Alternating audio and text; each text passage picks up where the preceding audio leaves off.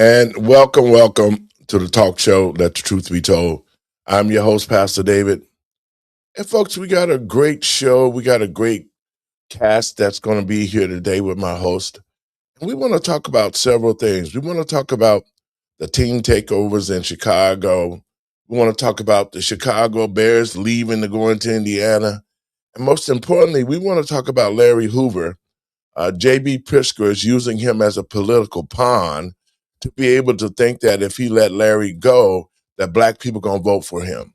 So if you ain't got nothing to do, call your friends and let them know. You're listening to Let the Truth Be Told Radio. I'm your host, Pastor David. Welcome on in.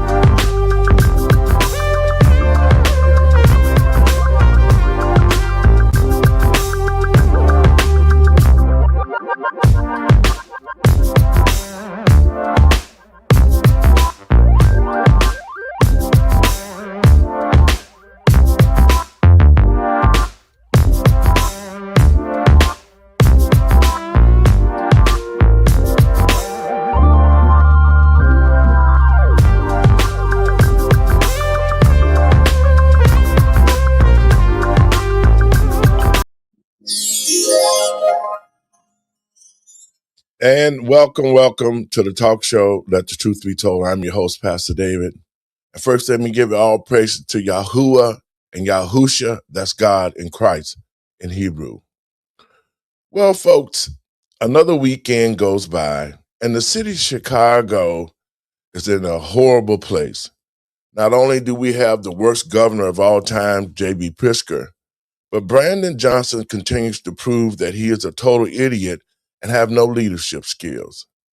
You know, it's a shame that the Chicago Bears have been in Chicago for pretty much since I've known, well over 50 years or better. And they have become an icon and a landmark to the city of Chicago. But now this idiot, Brandon Johnson, who is allowing things like the Chicago Bears to leave Chicago and move to Indiana. And so we just got to wonder what's next with this clown. This clown has really tore the city up. But just like I said before, Brandon Johnson is not stupid. Brandon Johnson is following the script that was given to him by the Democratic Party. And their mission is twofold. They wanted to destroy the black community completely, and they wanted to be able to take over the city and create public housing like they did back in the 60s. And so now the people of Chicago are reeling. There's so many things that are happening to the city, and nothing is positive. Businesses are leaving. Brandon Johnson is condoning violence with the team takeovers and not being held responsible for what he needs to do. And that's what we're going to talk about today. We're going to talk about how is it possible that the city of Chicago, the great city of broad shoulders, is being brought to its knees by a illiterate, ignorant, stupid man who says all his concerns are about illegal aliens. And in saying that, let me get my team in. What's up, Bink? Howdy. Let me get Randy in there, man. Randy? Hey, how y'all doing? And Doc, what's going on, y'all?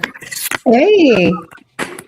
Guys, you know, Chicago is a shithole. Now, I got to call it the way it is. You know, a friend of mine, Darren Bailey, called Chicago a hellhole. And he has been trying to retract the statements of what he said. And I spoke to him and I told him, look, man, you don't need to be retracting any statements when you're telling the truth. Because Chicago is one place in this country that has become not just a hellhole, but a shithole. And if you want to talk about the facts, then J.B. Pritzker and Brandon Johnson has made Chicago a shithole. Your thoughts, Randy, on that?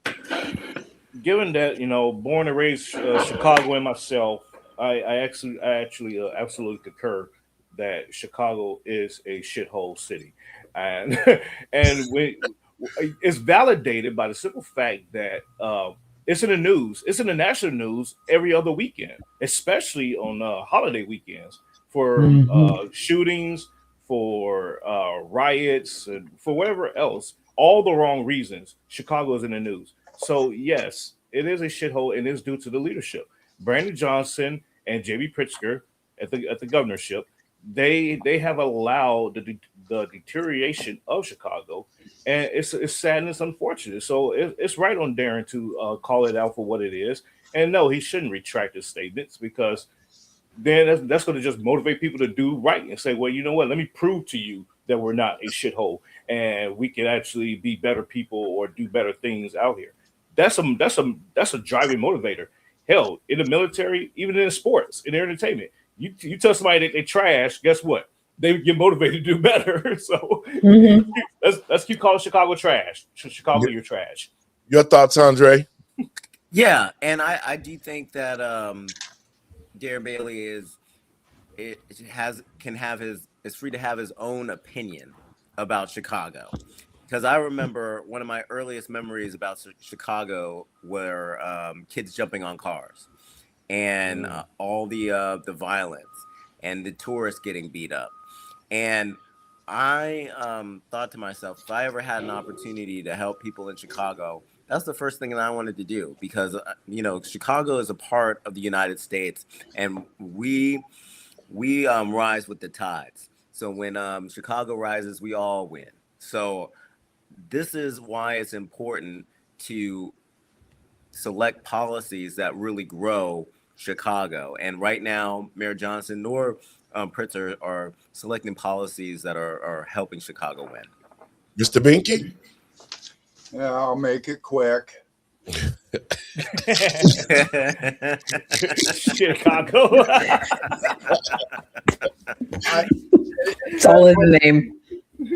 Oh man, I love that. I love it. But it is what it is. When you see the crime, you see the political policies.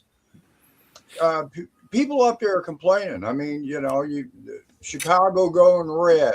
That group up there, and the way that people are treated. That's all you can say. Chicago. Mhm. Doc, your thoughts? Well, I think it's always been Well, on the lost. Democratic Party to turn these cities into what they are right now, and then turn around and blame the federal government for the position of these cities. Just, absolving themselves. Like, see, we had to take in these people to do that. At the same time, not taking responsibility for their actions. I mean, there was a young lady that was shot in broad daylight, and they released the person that Mhm. Doc, in you're your going city. out. Am I going in and out? Okay, I'll Yeah. come out and come back. Okay. And what's the real truth of the matter, guys, is they created the city to be this way. Yeah. They wanted Chicago to be brought to its knees because the Democratic Party, these are their last strongholds. They present no policies to the people of Chicago, the state of Illinois. They're not trying to create any economic wealth. I mean, basically, Chicago has become stagnant with idiocracy. And Brandon Johnson leads the way as the mayor. That really is a really sad situation that's going on in Chicago. But nevertheless, I'm going to get Doc back in and let Doc finish what she was saying. Go ahead, Doc. Let's hear you. Now, can you guys hear me now? Is it Yes, better? Okay. No, what I was saying was it's all been systematic to lead to where we are right now. The Democrats have positioned themselves to not take responsibility for anything, blame the federal government for everything that they are going through right now to continue to destroy this country. There was a young lady, she was shot in broad daylight.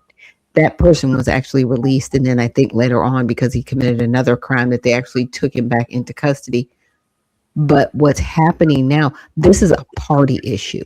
This is not a mayoral issue because it's happening in all of these predominantly democratically run cities and states. If you can just follow the money, follow the crime, right? They are doing exactly what they're supposed to be doing under the United Nations agenda. It all goes back to that. Well, you know, even what makes add injury to the insult is the fact that the Chicago Bears are about to leave the city of Chicago. Brandon Johnson was on the news the other day, and he was talking about some great plan. J.B. Pritzker got on the news and called him an idiot. So I just think this is all part of the game because the Bears are leaving. I'm going to play this clip and we can talk about it, guys. Hang on. I wonder if you'd like to respond to that governor next door about what's going on with the Bears right now. After more than 100 years of touchdowns, championships, and Sunday afternoons at Soldier Field, the Chicago Bears have just told the National Football League that the city of Chicago is no longer one of their options. That sounds like somebody that believes in big government and is kind of floundering from what they used to have as a state and a city that probably was run a lot better. In late April 2026, team executives informed the league's stadium committee that only 2 locations remain on the table for the Bears' new home, and neither one of them sits inside the city limits of Chicago. One option is a 326-acre piece of land in suburban Arlington Heights, Illinois, and the other is across the state line in Hammond, Indiana.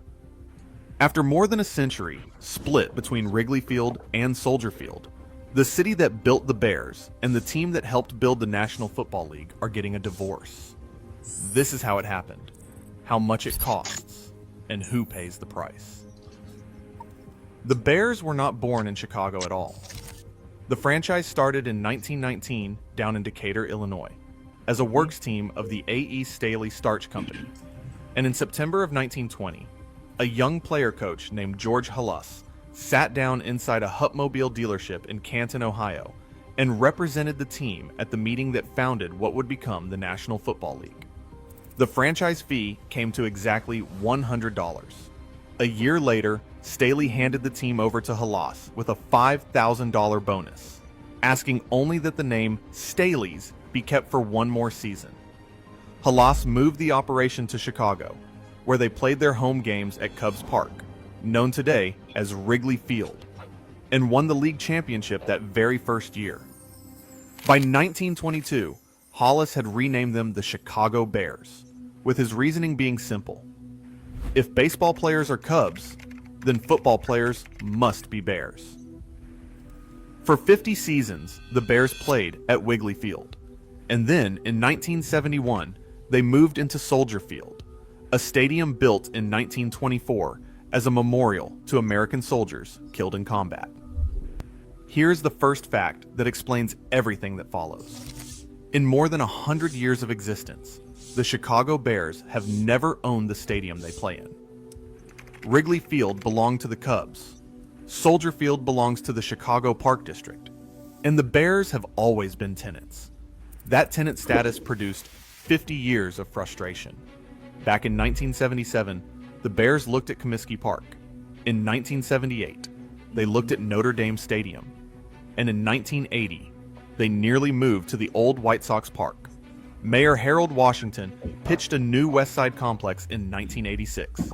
DuPage County made an offer in 1991. And team president Michael McCaskey proposed a $285 million stadium of their own in 1995. Mayor Richard M. Daley floated a stadium sharing deal with the White Sox in 1998, and none of it happened. Finally, between 2002 and 2003, the city spent somewhere between $606 million and $690 million to renovate Soldier Field, and the renovation was so extensive that it cost the stadium its status as a National Historic Landmark. After all that money and all that controversy, Soldier Field today still seats just 61,500 fans. which is the smallest capacity in the entire National Football League. Lambeau Field in Green Bay seats over 81,000 for comparison. Chicago is the third largest metropolitan area in the United States, and it has never once hosted a Super Bowl. That is the direct reason why. When the Bears started looking at Arlington Park, they weren't acting on a sudden impulse. They were finishing a conversation that started back in the 1970s. Arlington Park was a thoroughbred horse racing track in Arlington Heights. Mm-hmm. Okay, guys, your thoughts on that? You're a Chicagoan. You Well, know that I took was me down. gonna say, in California, they took over the old racing track, the horse race track that used to be there. So actually, to me, that would be the best option for them. Go ahead, Randy. No, you're fine. You're fine. That took me down memory lane because I remember all that history. You know, it was going to Comiskey Park, you know, to see the White Sox play because I was, you know, raised mostly on the west side, but you know, went up to the south side. My mom lived literally like 5 blocks over from Comiskey Park, so you could hear the traffic and the raws of the game and stuff on Saturday nights and Friday nights, but so Soldier Field, you know, going to Soldier Field and seeing, you know, the majesty and of the historical reference, you know, it's a shame to see that Chicago, well, the leadership in Illinois, let me just put it like that, cannot say, hey, you know what, you are deserving of your own stadium. Let us put up the money. We spend money on other dumb things or on stuff that don't need to be spent on. So if we can afford to divert that and build you a stadium, and so you can stay home, and you know, it's sad. I'm sad for it, but it is what it is. It's a business decision, and it's a rightful business decision that the Bears have to make for themselves. Mr. Binky? Well, it's like Dr. Nichols said a little bit ago. It's part of a plan. It's fundamental change.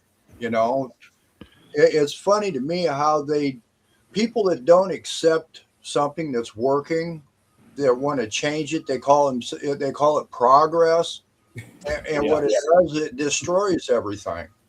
And I don't get the idea of how we're supposed to sit back and accept this progress when we know it's wrong, it's bad.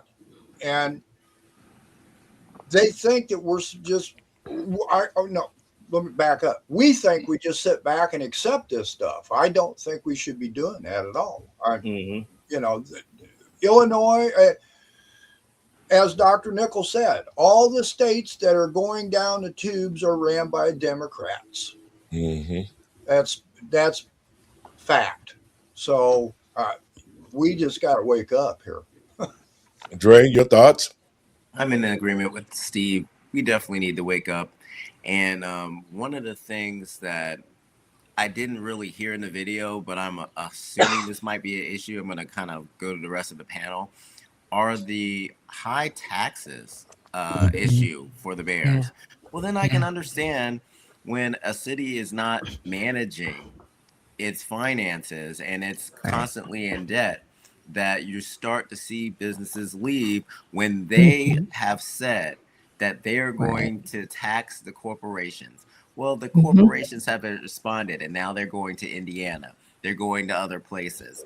And we're seeing at the same time that lawlessness and and the inability to handle the city has led to Walgreens also leaving well. So this is just a continuation of a pattern. Like you guys mentioned it, these Democrat cities are not being led very well. And we could look at example after example, and people are not only moving with their feet, they're voting with their feet. So as people continue to move, businesses continue to move, will the city of Chicago continue to move toward what Mr. Binky said, progress? Doc? Yeah. Like I said, it's extremely sad what's happening, because I grew up with the Bears, they made fun of on SNL, but they were a household name like Mike Ditka, what I'm saying, on the sideline chewing his gun. Like, these are things that you don't forget growing up, but it is destructive. Because I really don't think the Democrats get it. Even Kathy Hochul was like, well, the government needs to send us money. It's like, no, you need to manage your state. Yes. You're not managing your state. You're just taxing people because you think that's what you're supposed to do. The federal government's supposed to give us money, and then we're supposed to tax people into oblivion, and that's how it exists. Like, no, that's not how this works. Businesses come into your state because they want to build your state up, and then you get people in your state to work at those corporations, and then there's a balance of the taxes that get paid. Okay. Yeah. And then you don't have these outrageous budgets paying people $500,000 to, determine whether people should be going to school or not. Like, ridiculous positions like that. Like, you need to stop. If Florida can stop people from having state tax, income tax, and now property taxes, because they're going to raise the homestead exemption, get it together. Well, guys, when COVID ended, there was a surplus of about $1 billion some dollars, $1.7 billion that was left.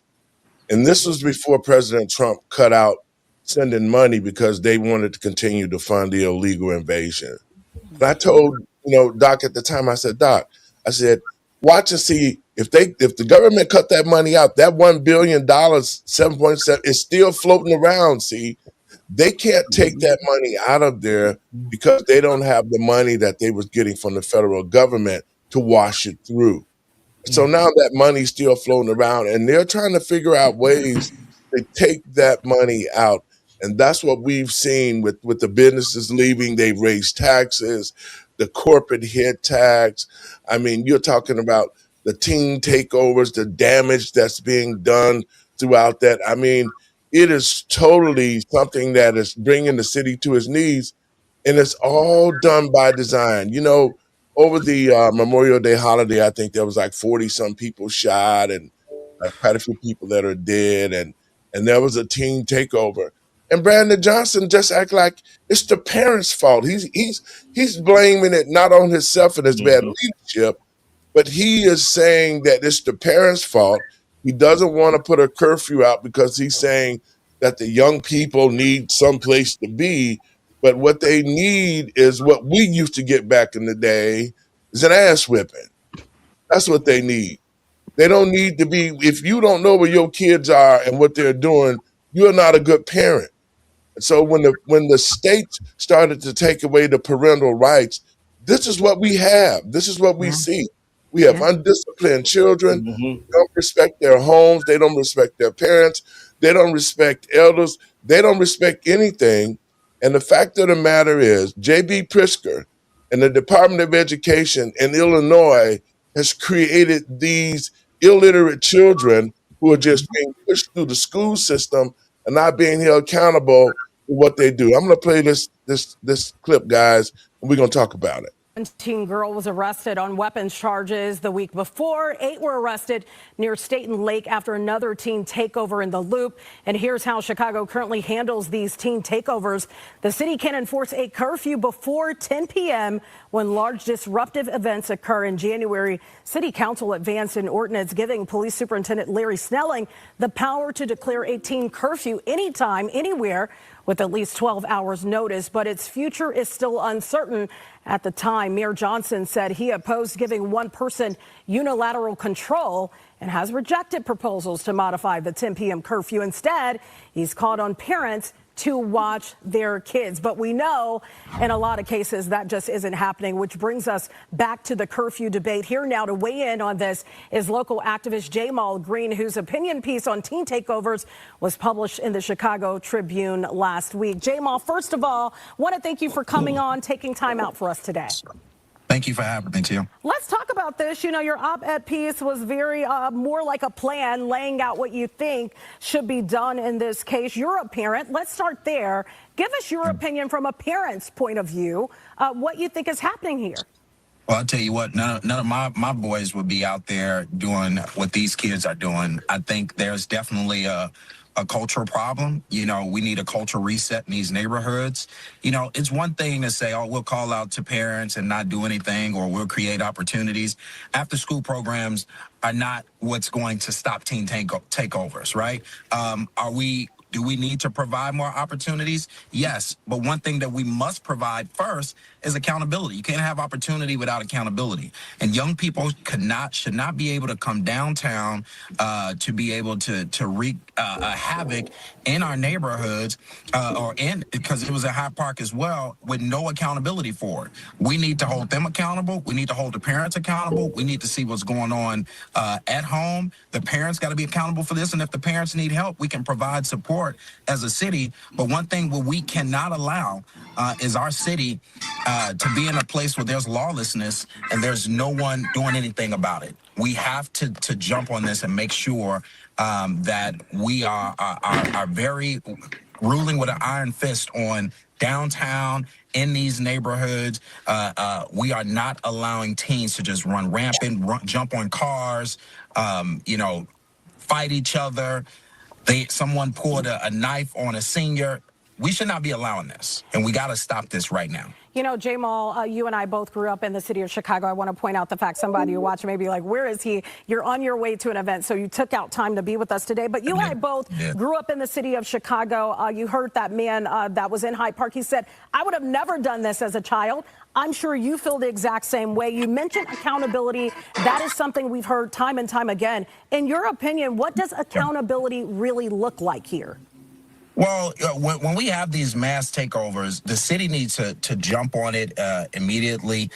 We may need to have mass arrests. We may need to have fines for parents of those who continue to exemplify this behavior over and over again. But most importantly, the city got to be prepared for this. We should be monitoring what's going on social media when they're preparing these events and prevent them from happening. We need people on the CTA trains to be able to monitor when young people are gathering there before they get to where they're going. We got to try to stop things before they happen. We need to monitor social media. There's even AI technology where we can really be able to see who's starting the trend and where it's coming from to hold them accountable. And then when things like this happen downtown or Hyde Park or wherever, we need to be ready to act, and we need to act immediately. We got to make sure that certain corridors downtown are protected. When I was young, I would never think that I can go downtown with my friends and wreak havoc like this. I believe in opportunity. I believe in rec centers and night rec centers and things for kids to do. But one thing I know is that as mayor, Brandon Johnson should not be allowing young people to take over their streets, take over downtown, because this is where business is. These are where companies have their workers. These are where we're trying to lure businesses back because the city is in a deficit. We can't have young people ruining what's going on in our city. This got to be a city for everyone. And that's not anti-youth. That is pro-Chicago, where everybody can enjoy our streets. You bring up a good point, because when you go. All right, guys. Binky, what are your thoughts on what he's saying? Well, he's sitting there he wants people held accountable. Well, it starts in your home. It's spread in the schools, and you got government that's promoting just what he's complaining about. And then he turns around and he wants more AI, more surveillance, more this, more that by government. No, that's not. Government's not fixing the problem. They're creating the problem, sir. Yeah. And you've got to provide, first of all, you got to take this victimhood stuff out. I apologize for saying it this way, and I'm putting people in a box here, but they've got the black community brainwashed and thinking they're nothing but victims, and they're owed. And this is what happens is these kids have no responsibility because their parents, the schools, and government are pounding this into their head. So now he wants more AI. He wants more surveillance. He wants more policing. He wants more fines. He wants the very people held accountable that are the problem. You got to fix society. You've got to fix that first. And the only way you're going to do that is people like us that see the problem first, and not expect the people that are creating the problem to to have them fix it. No, Mhm. that's just a big revolving door. It keeps hitting you in the hind end. Yeah. Dre, you're up. Yeah, and there were a lot of ideas given during the video. But the problem is that no one has a set plan about what they're going to do about the teen takeovers, because the teen takeovers didn't start happening yesterday. I remember they were happening in the 90s, and they still don't have a solution for it. And what I'd like to put into play is that there's going to need to be a multi-pronged approach, because how many of these teens involved in these teen takeovers actually have jobs? Because Mhm. if they had jobs, I bet you a lot less of them would have been out in the downtown area doing the things that they were doing. Now, the Wall Street Journal just reported the other day that this is going to be the worst summer for teen jobs since 1948. In the 70s and 80s, teens used to work jobs at a rate of 50%. So 50% of teens were working. Yes. Now it's dropped to 35%. What's the problem? Part of the problem is coming from mass immigration. We saw over the last 4 years that they brought in all these people from all over the world, from over 100 countries, and they put them in black neighborhoods. And we're wondering why they're not hiring black teens. But at the same time, these teens have a discipline problem. And one of the things that the gentleman was saying in the video, Mr. Green was saying, was that we have to have a cultural transformation. The cultural transformation starts with the discipline. And the discipline should start in the classroom. It's to start at home. The parents should be held accountable. And we need to force these companies to hire these teens and take on the mantle to start to discipline and show these children how to work. Because if they don't, we're going to continue to have these teen takeovers, In a minute, and we're man. going to continue to have these problems. Doc? Okay. Yeah. Well, again, this is all systematic. Okay. And to Mr. Binky's point, this gentleman was like, oh, yeah, we need all the surveillance and stuff. They want you begging for a solution that is worse than the problem it solves. They have created armies of uneducated individuals that they can control. They can control them with games and money and crime. Because see, crime is no longer accountability. And they just let them run around and do what they want to do. And the people that should be actually, crime is, there's a consequence to your crime, right? They've absolved people of that. People that are immigrants and people specifically in the Black community. So there's no discipline at all. Even with homelessness, there's no discipline. There's no shame. There's nothing. I'm just saying they want us begging for a solution that is worse than the problem it solves. They want the surveillance. They want the over policing. They want the overreach of government because they're wanting us, the adults in the room, to beg, hey, you have to help us. No, to your point, Pastor, needing the butt whooping. To your point, Mr. Binky, people need to actually start taking responsibility. If this person came out of your womb, that's your responsibility. You need to make sure that they're educated. It's not the school's job to make sure your son and daughter can read or write. That's your job. It's only the school's job to teach them the curriculum that's there, but it's your job at home to make sure that they understand the curriculum. There's no responsibility. There's no accountability anymore. Randy? To Andre's point, you're right. Teen takeover was happening in the 90s. Growing up in Chicago, we did teen takeovers, but this is how our teen takeover looked. We blocked off with the trash cans each end of the street, and we had block parties. And we kept, and the parents saw that, they'd come out and they would supervise, make the Kool-Aid for us, make some sandwiches, and they controlled the traffic. Hey, these kids are out here playing. Y'all can go around to the next street and go to where you need to go. And that's how the community came together. Yeah, we got into mischief. Yeah, absolutely. And the police would pick us up and throw us in the back of the paddy wagon and brought us home. And both the cop and the mom would whoop our asses right there at the doorstep. So that's how we grew up in Chicago. But we relatively all in all came out okay. And to Dr. Shack's point, you're absolutely right. It is the parents' responsibility to educate the children, because before, and I know growing up, and I'm the oldest of 11 siblings. before you could go to school, you had to pass a proficiency test to even start kindergarten. That's Right. right. You had to know how to you had to at least know your ABCs, 1, 2, 3s, Yes. and write your name on a piece of paper Mhm. at very minimum.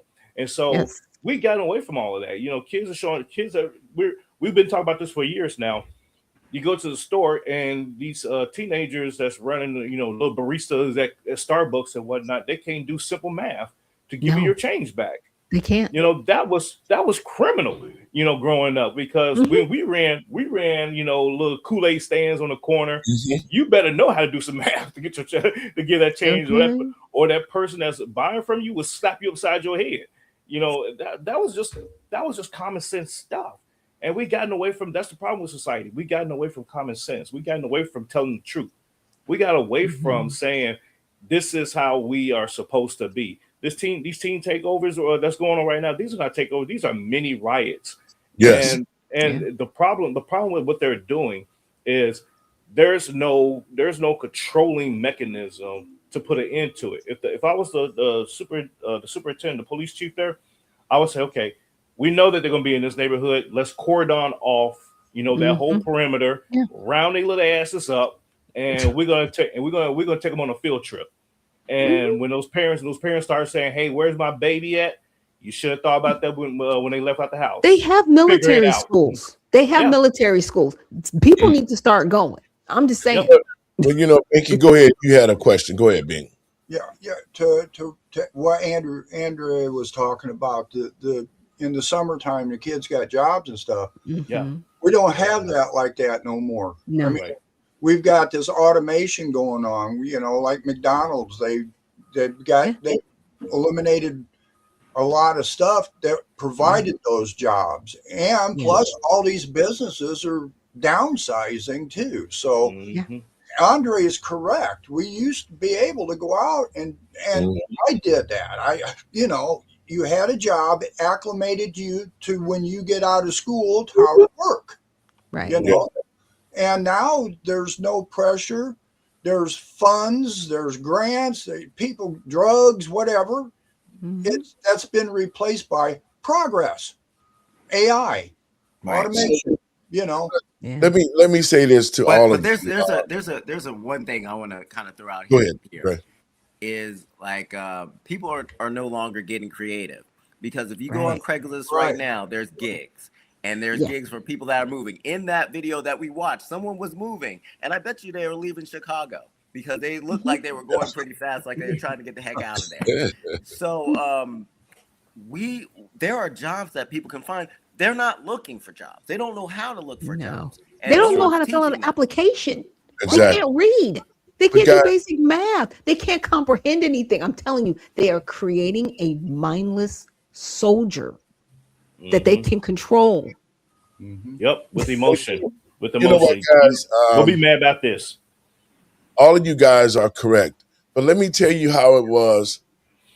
This past May 31st, I graduated from high school at 15, 1974. See, what's happening is, one, the parents not teaching the kids. Two, the politicians are not preparing programs that can interact with the children to make them be responsible adults. You know, I dealt with I dealt with excuse me for a minute. I dealt with the city of Chicago called the Chicago Youth Organization, and they gave us jobs in eighth grade that we learned how to, you know, become janitors. We would go to other schools, we would clean up, we would pick up garbage off the streets. There were block clubs in the city of Chicago. They were called block club parties, is when they would petition off the street. They would let the kids come out, but it was all done and controlled by the parents of the block and Mhm. the aldermen.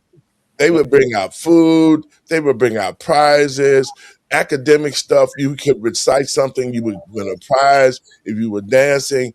I mean, the way the Black Americans were set up was we were going to make sure our children could take over after we were gone.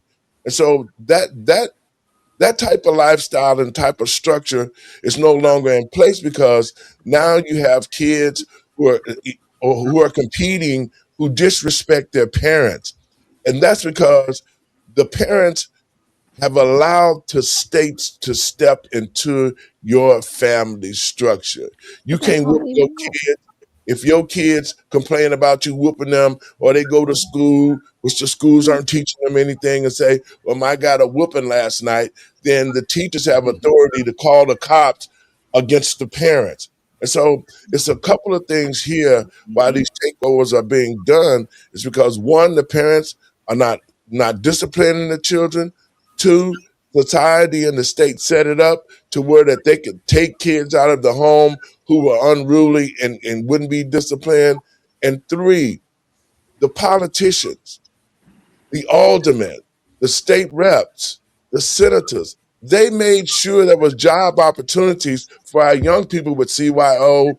When I got in high school, I worked for Dominex Finer Foods. I played ball. I went to the job. It's the mindset. So these children do not understand how society operates, nor are the parents holding them accountable by continuing to kiss their ass and give them stuff and let them run the house and do whatever they want to do without being disciplined. Because there are babies having babies. Well, 15 and 13-year-olds having babies. They had no idea what a parent is. And so the parent over that 13-year-old that just had a baby, that's where this started. It started with grandma. Well, and that's one of the things that structure is no longer in place.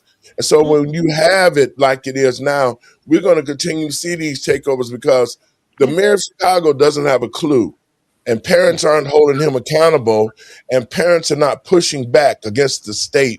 Because when the 90s came, the Department of the Human Child Services, they were so big inside the black family, at least, for sure, to keep them from disciplining their kids so they could create the type of children that we see today. This Right. army. And to your point, Pastor, you're absolutely right. When you said block club, you threw me in another flashback there. I remember growing up, he had that little bulletin board that was stuck on the corner. It was made out of wood. It was nicely, done up. But that was like the community announcement board, and on the top of it said block club, and it had Yes. the street name, and so it lets you know like what neighborhood it was covering basically. And you would go out there, and parents would put tack up like whether they're going to have a yard sale, Mhm. if there was an upcoming house party, stuff like this. So it was like a little neighborhood announcement board. And then over the like the next course of like I would say as I started going into my teenage years, because it was when I was still young, it went away. Somebody shot it up, tore it down, and all that, and it went away. And so we gotten away from that kind of community. And then growing up, the in the summer, I worked at the Chicago parks, and we had the summer jobs, and it was Yes. only for the teenagers. You sign up Exactly. at the end of the school year. Yep, you Yes. sign up, and they will But call who's you. doing those jobs now, Randy? Is that It's probably illegal aliens. The illegals It's are probably doing the illegal job. aliens doing those jobs, Or people that are undereducated, legal citizens illiterate that haven't been here adults. for a long time. Go ahead. Yeah. Yeah. Undereducated, illiterate Yep. adults that can't Yes, read above absolutely. a 5th grade reading level. Yep. Yep. You had to, and we had to. When we signed up, they would call your household. Talk to your parents and make sure you got Exactly. permission, and you was good to go. And Right. you show up, and they would come. They would say, "Do you need transportation?" Yes. Hey, okay. You meet us at this corner of Chicago and Cicero. We got a van sitting in the parking lot at the Yes. barbershop, and we'll take you all to work and drop you off there, and you can ride your bike home or whatever type of thing. That's what we did growing up. But we, like to everybody's point, we gotten away from that mentality because these people have allowed society to become stupid because they're engineering the system to make Yes. us stupid, and it's sad to see. It's It's very sad. idiocracy. Watch Absolutely. the movie Idiocracy. Like that's what we're Yes, doing right yeah, Yes. That's exactly exactly. where we're at. Great That's why point. it's so terrifying. And you just look around like you can go to McDonald's or any of these fast food restaurants and you say, okay, can you remove the ketchup and add this? And you see the person look at you like, Yeah. That's because they have they got not. to touch the picture because they can't read. Right, exactly, and that's what we've seen throughout my life, and watching what we're at right now. It's just like the parents have no control over the kids. No. The school system are teaching the kids everything except how to read, write, to have some kind of cognizance of who they are. They don't know about the country. They don't know about the penal system. They don't know how they know nothing. And yet they're passing them on to get out of school. And now you got an ignorant adult who's going to have kids, and their kids going to be ignorant. And this is the result of it. Those who are watching this show might be saying, "Oh, Pastor talking crap." No, Pastor telling you the truth. This society does not care about smart children. Yeah. They don't care because in Well, they 19 care about certain smart children. now, let me tell you something. In 1974, when I came out of high school, I had all sorts of scholarships that we wrote essays to get scholarships. You know, Johnson Publishing Company. I mean, they're not teaching the kids how to be smart. They want them to be dummies, just like you said, Doc. You're And that's creating a what we're caste seeing. system. Like right now, Berkeley, they're not allowing their students to use AI, but other colleges are Yes. allowing their students to use AI because those other colleges with the AI, they don't want people to actually be able to think and use Yeah. judgment. But the And this, people in Berkeley, they do. So they're creating the have and the have-nots. this is what Brandon Johnson said about this when questioned by William Kelly. Chicago is making national news on a weekly, if not daily basis due to viral videos of violent black teenagers taking over Chicago neighborhoods, assaulting not only Chicago citizens, destroying property, but assaulting police officers, sending them to the hospital. Real Chicagoans, law-abiding Chicagoans are asking me if this is a Chappelle Show sketch when you brag that somehow 40 plus people being shot over Memorial Day weekend is some kind of a success. We have, half a dozen police officers sent to the hospital due to being rammed in a car by a violent black teenager at one of these takeovers. Thank you, William. Thank you. Let's wrap up the question. Let him answer, please. You didn't interrupt anyone else's question. No. Why would you interrupt my question? Please ask the question. Every reporter here has asked multiple questions. Why would you interrupt my question? Why? Please ask the question. Thank you, William.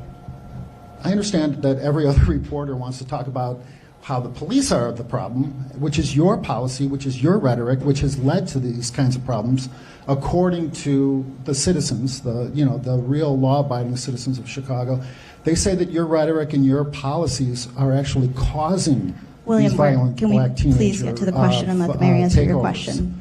So the question is, if police officers can't be safe in the city of Chicago, if a police officer can't even transport a violent repeat offender to a hospital without being murdered, then how can the average citizen be safe? Safety is our top priority, and I've always said repeatedly that it's not policing alone, right? Police officers are being asked to do more and more each and every day, and that's why I've worked hard to expand behavior and mental health support services, right, so that it takes off some of that pressure off of law enforcement to respond to those scenes. As far as these teen trends, we're all working hard to prevent them from happening, and the reckless behavior of this individual who drove the car and harmed our officers, I'm grateful that they are recovering, and I believe that individual was not even a Chicagoan, if I'm not mistaken.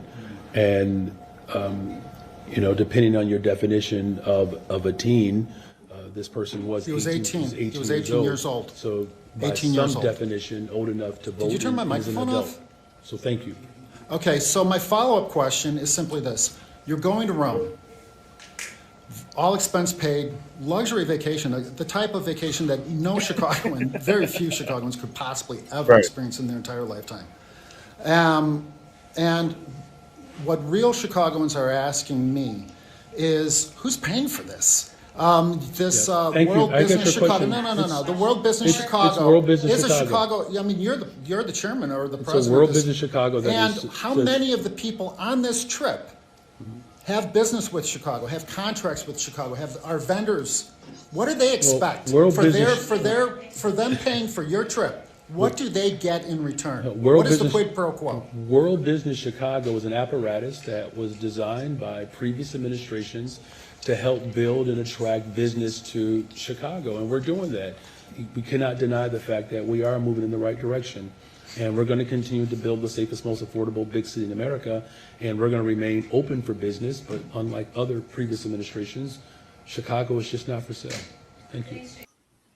Doc, your thoughts What? here first. Okay, first of all, that's got to be a part of a UN strategy because they own all of our mayors, by the way. I just need to let people know there's a consortium of mayors around the 50 states that actually are a part of the United Nations. Because, see, they're like, we can't take over the presidents, we can't take over the governors, we can't take over the senators or the House of Representatives, but we can control the mayors at the local level because that's where the money's disseminated. That's where the actual power is. It's at the local level. And the school board. He's a disgrace. And the school board. As far as the mayor. Yeah, and the school boards especially, because that's where a lot of this de-education is happening. But it's really sad for him to sit there. He can't answer those questions. He knows the city is unsafe. He actually protested. He ran on defunding the police. He ran on this stuff. And people still voted for him and put him in office. And you wonder why your city looks like, Judge Dredd. That's you're absolutely right, Dr. Shack. And the crazy part about Brandon, I love William Kelly, by the way. I love his style. He be going in, and the sad part about Brandon Johnson is that no one is actually holding him accountable. And what I mean by that is there's not a consortium of Chicagoans at his door every day, like overrunning the security and like being on his desk every day. If he had that, I guarantee you things would be a lot different in Chicago because he'd be like, I am not safe. They wouldn't. They'd be the same way. You got to remember, this is a machine. Yeah. He's responsible to the machine, not the people. But if they start making an example out of these politicians, they just start turning them around. And unfortunately, we're not going to get there. Dre? He said that safety is their top priority. Well, I need him to show me some tangibles. I think that we come up with like a lot of great ideas, and Mr. Green had a lot of great ideas on his video that he brought up. But we need to have something written down and in legislative policy at the local level to start dealing with these teen takeovers, or we'll have this same conversation 30 years from now. Oh, how are we going to deal with these teen takeovers? Oh, I remember how it was in the 2025s when they were just out there jumping on cars. Well, I mean, it's difficult to do that when you're writing policies that literally aid and abet criminal behavior. They're writing policies that are doing that. So it's hard to hold the babies accountable if nobody else is being held accountable. That's right. And this is why elections matter. This is why we need to pressure the aldermen to bring up some legislation on, the teen takeovers. Somebody has to do something because we can continue to talk about it until we're blue in the face. But until there's like a strategy, nothing's going to happen. Mr. Yankee? Brandon Johnson also brought up something else when he was questioned by Mr. Kelly. Who's paying for this trip? Who's benefiting from this trip? He mentioned there was previous policy that allows me to go over to conduct business. No, there's no previous policy. No. What does the who has the authority? Show of hands. Who has authority on trade? The states or federal government? Federal government. The president, actually. So he's sitting there. This is where it all boils back down to. When you don't follow what your job is or the Constitution, that's what you have. Pigster went down to Mexico. He's making deals down there too. He has no business doing this. Exactly. So until we Dave, you mentioned we don't have control of schools. We don't have control of the crime. We don't have control of the city. We don't have control of government. That's our problem. Yes. We've got to start controlling government and making them understand we're the bosses here. Yeah. You've got the rules to go by. Start going by the rules. And then everything will start falling into place a little bit easier. And they're going to fix it all. But they become tyrannical, and we have every Mhm. right to demand a form of government that works for the people. But Because right whenever now, this they is working come against us. in, when they can make laws telling teachers and barbers and beauticians and stuff, if you see any bruises on a kid, you got to call and report it in. When the state can come in and just out of a whim take your kids out or take your elderly parent out of their home into custody, we've got a problem. And you know what? This all started with Lyndon Johnson when he gave welfare to the black community LBJ. and moved the black man out the family structure. It has been a continuation of destroying the black community. And this is where we're at. We're here. You know, parents lack authority over their children. They've given it to the schools. They've introduced them to the homosexual lifestyle. What we're seeing with the teen takeovers is from Black Lives Matter. Come on. That's where we're seeing it from. That teen takeovers really came to this place because of what happened with George Floyd in Minnesota and Mike Brown in St. Louis. All of these Black Lives Matters structure has been put to our young people, and our young people are only acting the way that they see fit because they know that nothing will happen to them. There's no consequences. There's not me going to jail. Here's a solution. First, whoop their ass, change the law and give the parents back their authority, then turn around and put them in jail. Remember, it used to be Audie Homes, which was for juveniles. Bring back the Audie home. Put their asses in the Audie home and let them find out what prison gonna be like. Let them see what it's gonna be like to be locked down and told what to do when you eat, when you sleep. You get out there and you do hard jobs, breaking the ground, shoveling. Get them back to a place where they can be under control. Well, that's why I said military school. That they need to bring military schools back. Right. In math. I spent the day in the Audie course home. correct.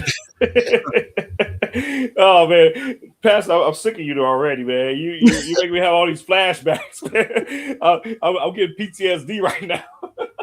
Because man. they had a place in St. Charles, man, and one of my St. Charles, St. Charles, they was going like, you know, when we was coming up and we was out in the streets, you know, we did things, but we respected our parents and we respected our last name.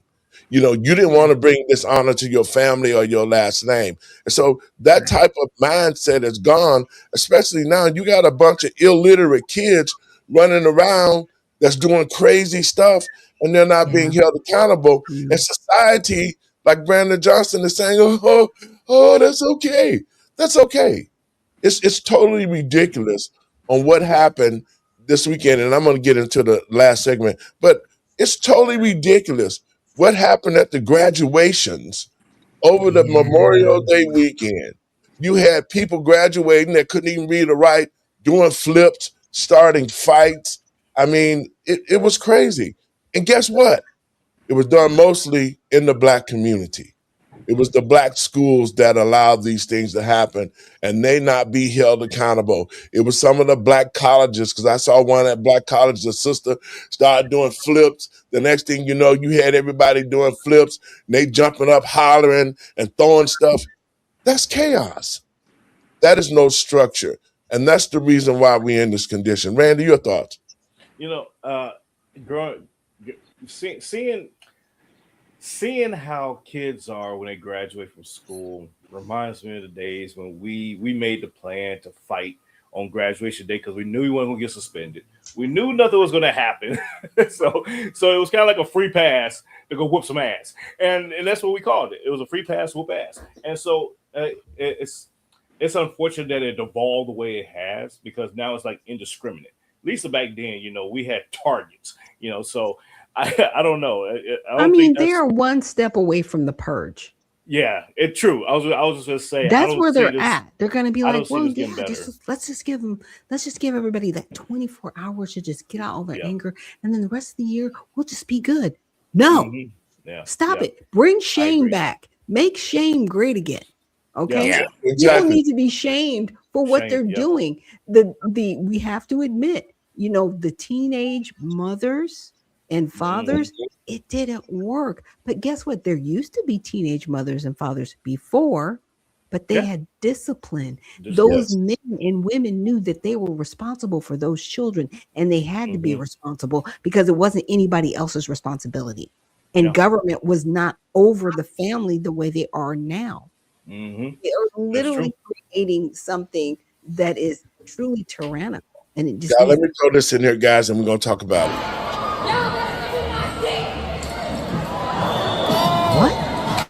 What? Why?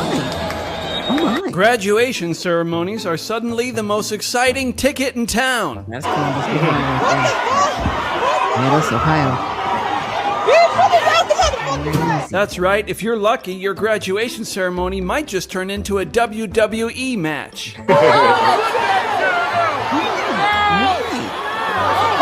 Bridgeport police didn't say why it started, but authorities claim it involved at least 2 unrelated families. 2 of the 3 people arrested were charged with assault of a public safety officer.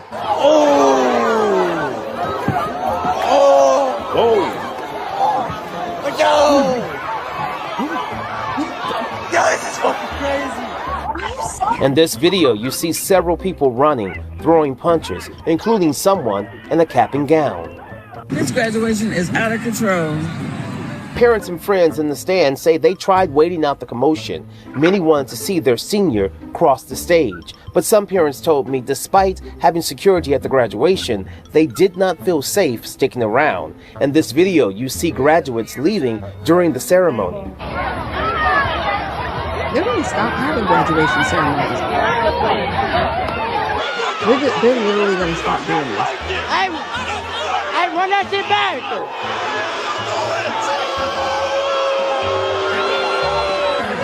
I don't know. They fight. Oh my God, wow, like you're not needing. This was sent to us from a viewer. In the video, you can actually see people getting escorted out after the brawl. Right now, there's no word on what caused the commotion.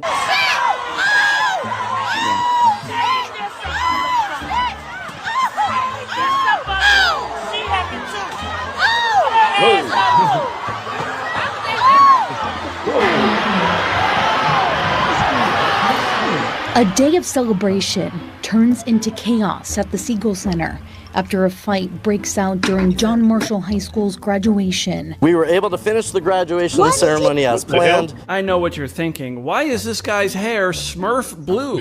I was ready to go off on this guy myself, but it turns out he does this for a good reason. 100% of the members of the senior class at John Marshall High School is receiving a diploma this year. Earlier this year, Superintendent Cameras promised that if students hit that milestone, he would dye his hair blue. And you can see he kept that promise, as you can see in this video posted on social media by Richmond Public Schools. Well, I don't know. After seeing this, maybe the 100% graduation rate is due to a lower bar? Regardless, best of luck at the graduation ceremony you have to go to. Yeah. They're going to stop having ceremonies. They really are. They're just going to start passing them and just giving them paper and saying, "Get out of here." No, not even not even paper. No, send them an email or a text. You graduated. That's it. You know, yay! Here's a certificate to McDonald's.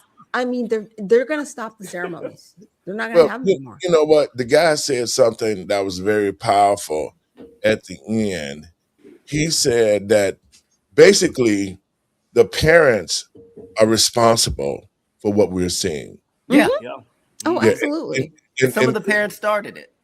Yeah. And not only that, too, when you start talking about a graduation rate, let's talk about the graduation rate. He said he had 100%.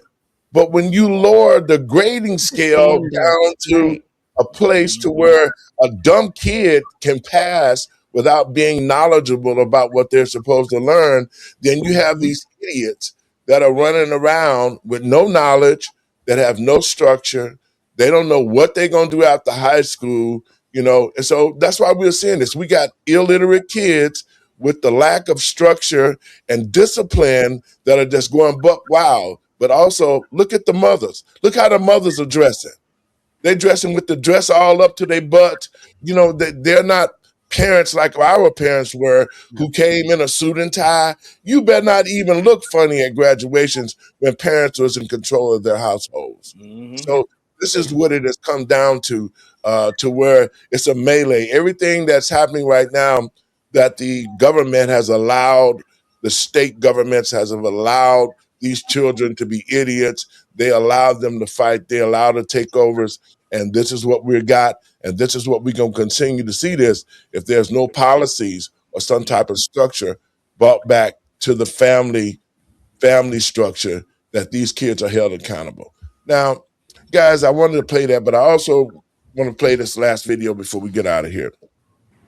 Last year, I was able to meet with Kwame Kilpatrick, who was part of the pardon czar for Mr. Alex Johnson, who's the pardon czar. I explained to him the reason why Larry Hoover was locked up.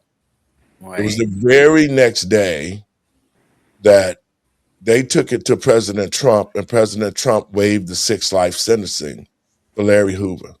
Larry Hoover has been locked up for over 50 years.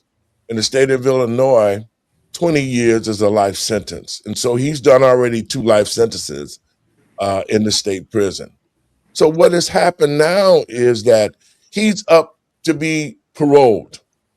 And once President Trump got rid of the federal charges, Larry should be at home. He's a 75-year-old man.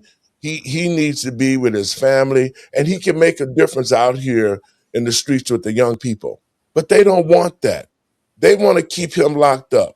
And Larry did a lot of things that benefit the Black community. Like he complained about Planned Parenthood coming to the city while he was locked up at Century 21 when almost 15 to 20,000 people marched on the city of Chicago and said, we don't want these abortion clinics in our community.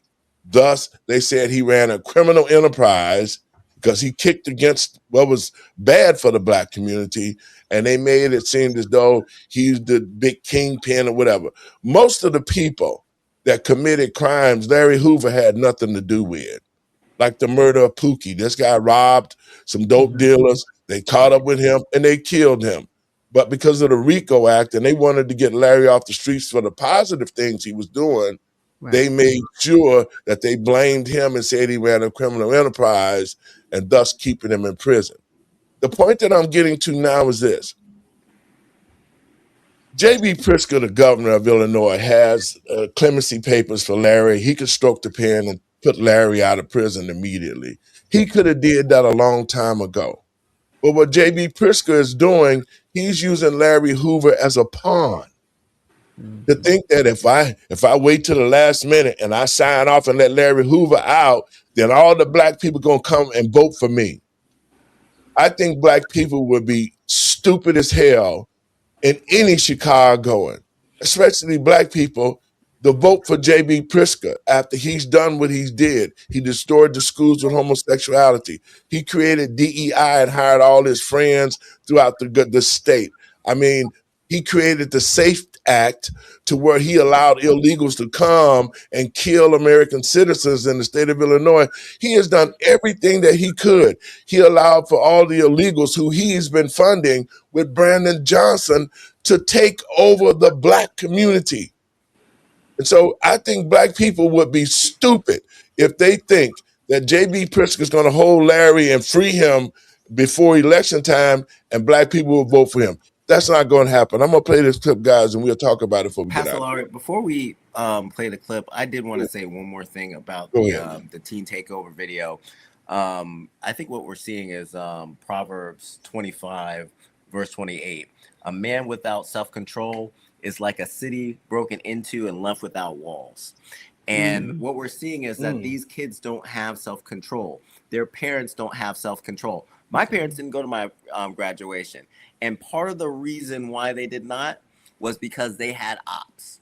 And they knew that they didn't want to get arrested. They didn't want to be in the South Boston Inquirer because they had to go out and whoop somebody in my high school. So they had some self-control and they didn't show up. Now, I was mad for a little while, but as an adult and looking at this, I realized why they didn't go.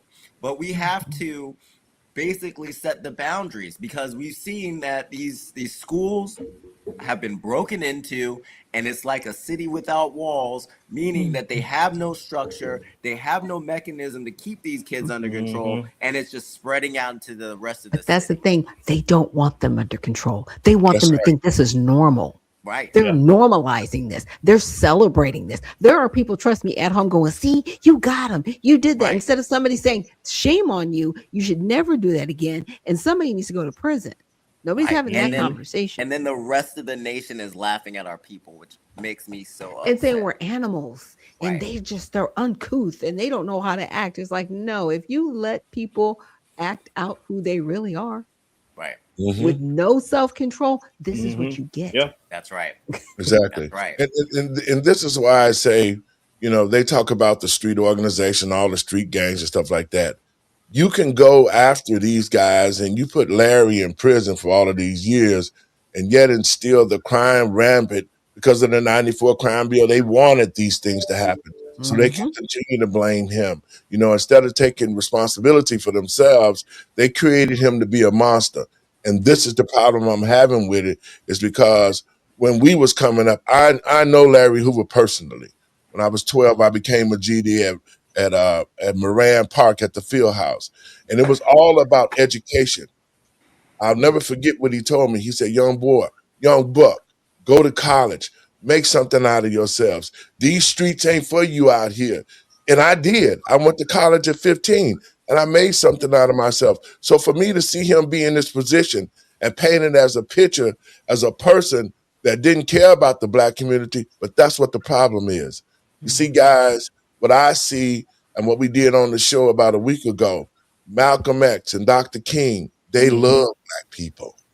See, we don't have leadership that love black people, because if we did, they wouldn't allow all these things to happen to our community.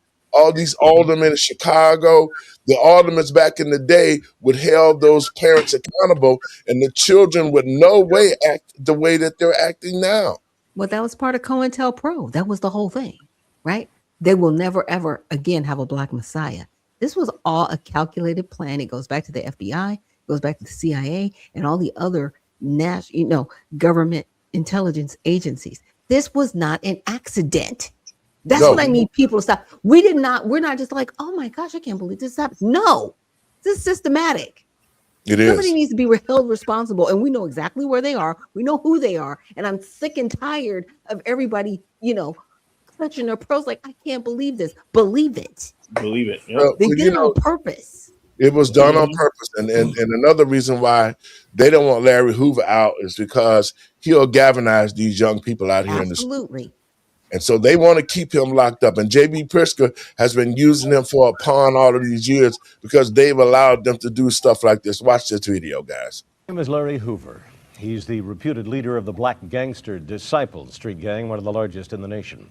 For 20 years, he's been locked behind prison walls because of a murder conviction. This week, he goes before the state parole board, and he could soon be a free man. Tonight, he is breaking his silence. Channel 2's John Davis has the story you'll see first on Channel 2 News. I've done my time. I paid my debt to society. Larry Hoover, also known as King Larry, the reputed head of the black gangster Disciples. He is now 42 years old, older and wiser, he says. Anytime you do a extensive amount of time, it can have two effects. It can harden you, or it can make you think. And I've thought. And apparently he's done a lot of thinking about stopping the senseless gang-related violence plaguing the streets of Chicago. Violence, he says, over vague ideologies. One teenager don't like the other teenager because the way he wears his hat, because his ideology is different from his. A disciple don't like a vice lord. We all black people. It's no different. Hoover admits to being one of the architects of Chicago's fragile gang truce. He also takes credit for authorizing members of his so-called street organization to march on City Hall last May during a protest over plans to close healthcare clinics in African-American neighborhoods. After spending 20 years in the Illinois prison system, Larry Hoover has just about seen it all. He started out at the maximum security prison at Stateville. 6 years ago, he came here to Vienna, a minimum security prison in the southern part of the state. Some say it is the final step toward freedom. Hoover says he knows he can't change the past, but that he wants the chance to prove that he can be a positive influence on the future. John Davis, Channel 2 News. Okay, Yeah, guys, they your locked thoughts him on up that. because he was effective, not because he was Exactly. ineffective. Yes. Mm-hmm. And then you see the marches that he did on City Hall, and you heard them say, because he didn't want the clinics in the community. He didn't want abortion clinics in the Black Planned community. Parenthood. That's what yep. Specifically. Exactly. And so when he was able to organize us to march and say, we don't want these clinics because they're not healthcare clinics, but they're clinics that are going to destroy Right. the Black The community. community. Mm-hmm. And so they made it to where he made it as if he was running a criminal enterprise. That was all bullshit and lies. It all was to keep this brother locked up because he was going to galvanize the Black community. Now I want to play this clip and then we can talk about this last clip and get out of here. Like I said, Larry is up for to be paroled. JB Pritzker with the stroke of a pen because the paperwork is on JB's desk right now. After we got Larry out of the 6 life sentences that from the feds, then JB Pritzker should have automatically signed the paperwork to let Larry out because he served over 2 life sentences, 2.5 life sentences, because 20 years is a life sentence in the state of Illinois. Let's watch this and we can comment on it before we get out of here. Other news tonight, he is one of Chicago's most notorious gang leaders, and now his bid for freedom is up to Governor Pritzker. So who is Larry Hoover and what's behind his push for clemency? NBC5's Alex Maragos has this story. Natalie, outside of Al Capone, Larry Hoover could go down in the record books as one of the most prolific and profitable gang leaders in Chicago history. He's one of the founders of the Gangster Disciples, but he spent over 50 years of his life behind bars. The question tonight, could that soon change?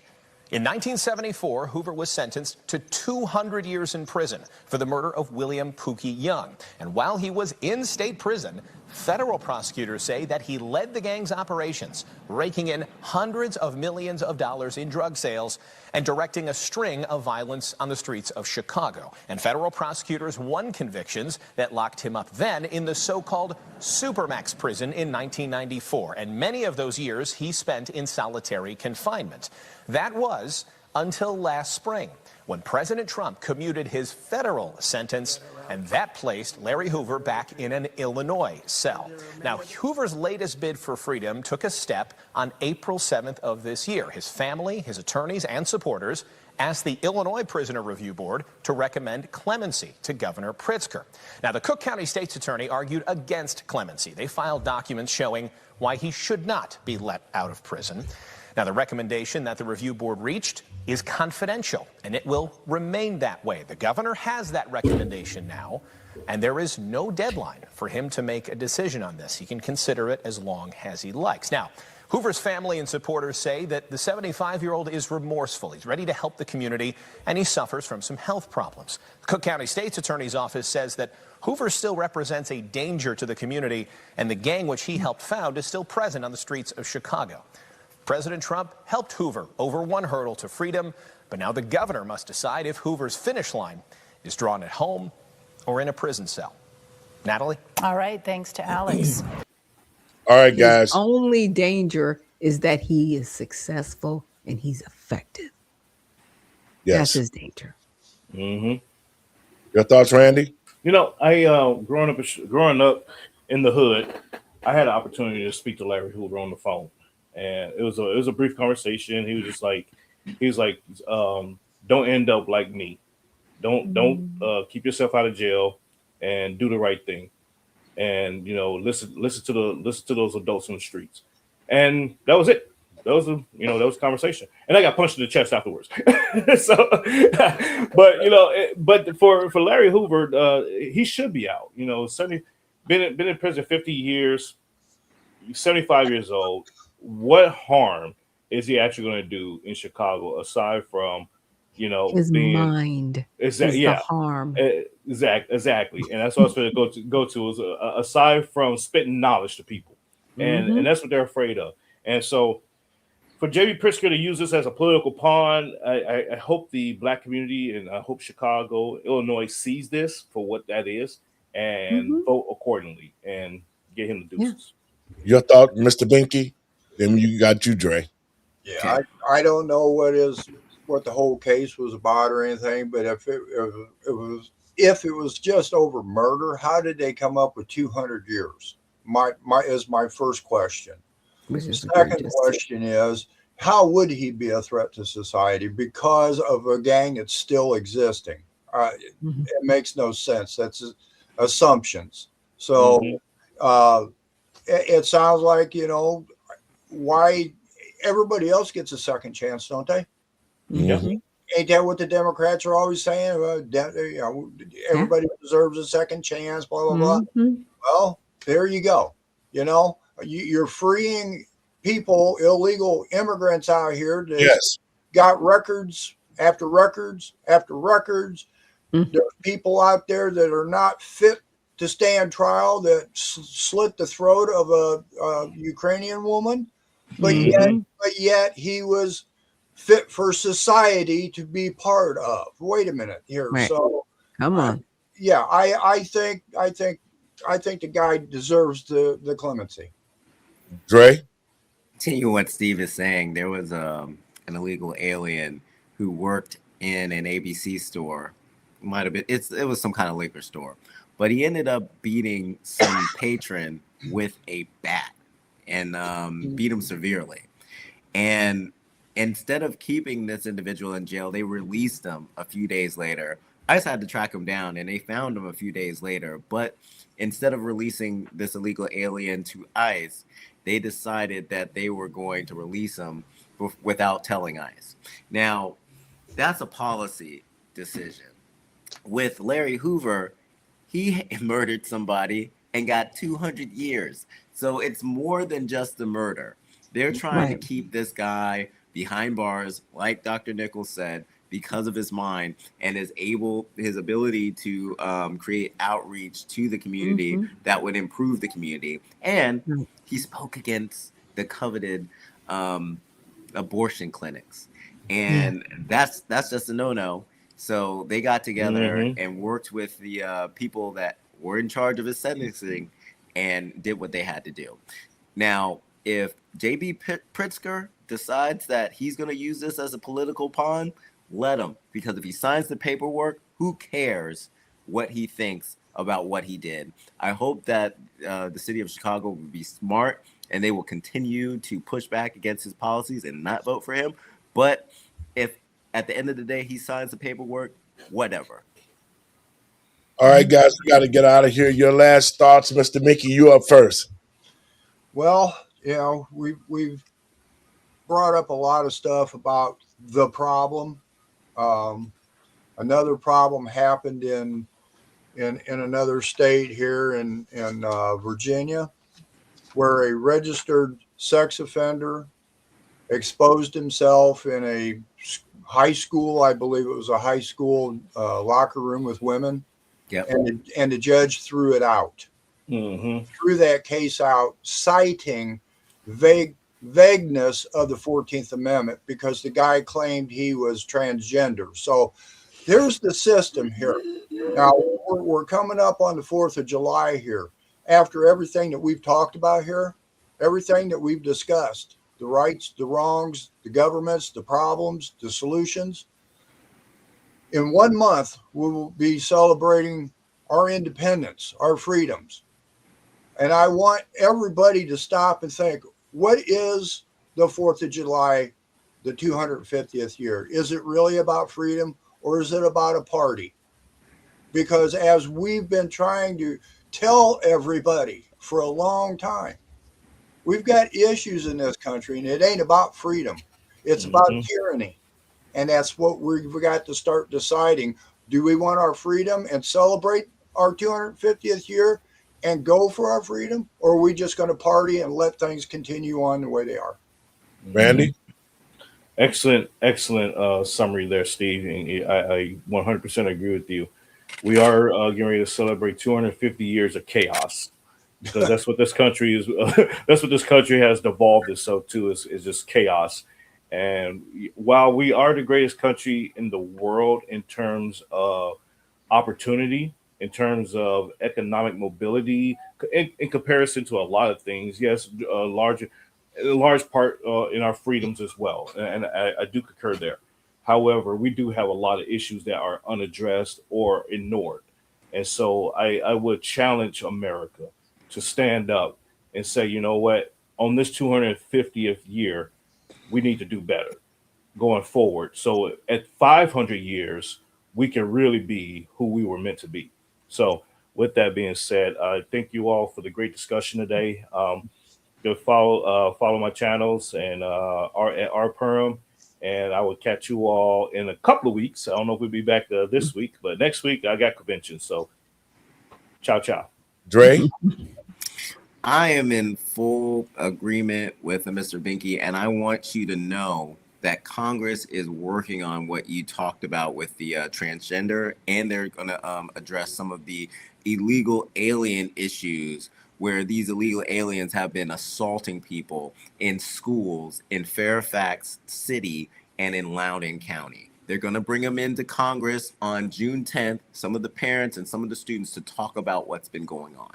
So that's the first step. They bring it out before a committee in Congress, and then they're going to start to think about laws that they can put in place to start dealing with this garbage.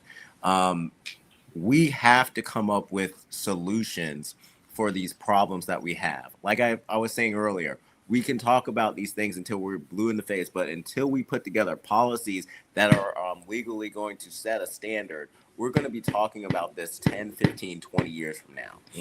One of the things that Numbers USA has been supporting is the Americans First Act. And what this act does, it gets rid of chain migration and unnecessary work programs like the operational training program, and it will eliminate 275,000 annual illegal aliens into the country. Sorry, not illegal aliens, legal immigration into the country. And that's going to benefit Americans and put them first as far as making them a priority for work. Doc, your last words. Okay. Thank you for everybody for what you said. And Andrea, I appreciate what Congress is going to do, but we already have laws. They're just not enforced. That's right. Absolutely. So we don't need more policy on, it's like paper on top of paper. And then I'm going to have a meeting after the meeting, and then we're going to get together and discuss it. Like, I'm tired of that. That's why I started the redemption party. The problem is, like, with each administration, they've taken like an interpretation of our laws. And that's why we have to have laws on top of laws, because we have to combat the interpretation. No, we don't. We need to stop that. No, we need to stop that. We need to go back to the Constitution where it says, when you become tyrannical, you are no longer in charge. Right. And we, the people, demand you will remove yourself. And if you don't, you do not want us to have to take it by force. Right. And that's it. We are at 250 years because people have fought, bled, and died for this country. We didn't fight. We didn't bleed. We didn't die for it to devolve into complete chaos. We're not turning it over. We're not going to do belly up. We're not going to play nice in the sandbox. If you come after our freedom, it's going to be a fight. And that's what they want. But just understand, you're not going to win. Okay? This is not going to be like the Civil War and Reconstruction ends and we do this little dance over again. It's going to be a lot worse. Right. And guys, you don't want this. I want to don't want it. For your comments and showing up. We'll get together, and we want to continue to bring solutions to America so that we can get back to a place of structure and get control of our government and our families and our households. Thank you guys for being there. I want to thank everybody for watching the show, and I want to give you my last words. America, land of the free and home of the brave. 250 years of what freedoms? When the Constitution was written, Black people were slaves who served those who was writing the Constitution. And yet the Constitution has been put in a place to where it no longer exists and nobody abides by it. So for what I'm saying this is because the American people and patriots across this country, our freedoms have been taken from us already. We are not in control of this country anymore 250 years of what freedoms? What will we be celebrating until we have this country under control? Until we get rid of all the illegals. And I want to say this about Larry Hoover. He was put in prison because of what somebody said. But the Democratic Party has opened borders. They created the Safety Act laws that allow criminals who killed Megan Boss, raped her dead body, and put her into alcohol or some solutions. The Democratic Party created the Safety Act, which allowed Sheridan Gorman to be killed on the lakefront where it's supposed to be a place to relax and to take your families. The Democratic Party has been responsible for all the illegals who have been dumped into this country. So how is this country free? What freedoms do the American people have when we don't have safety? We don't have our family structure back. America is headed down the wrong road. And again, for Larry Hoover to be sitting in prison all of this time, over 50 years, and you don't have compassion for him, and yet you want to keep him locked up, but you'll let illegals come to this country, destroy the American way of life, take over the Black community, sell drugs, bring trafficking in, killing American citizens, and yet you would free them automatically? This country needs a checkup from the neck up to the American people and patriots across this country. If we don't see where we're headed, and we're headed to total destruction, the celebration of 250 years of freedoms, again, to the American people and patriots across this country, what freedoms do we have? God bless you. Let us get together and be one America and make this country great again. I'll see you guys tomorrow. Y'all have a great evening.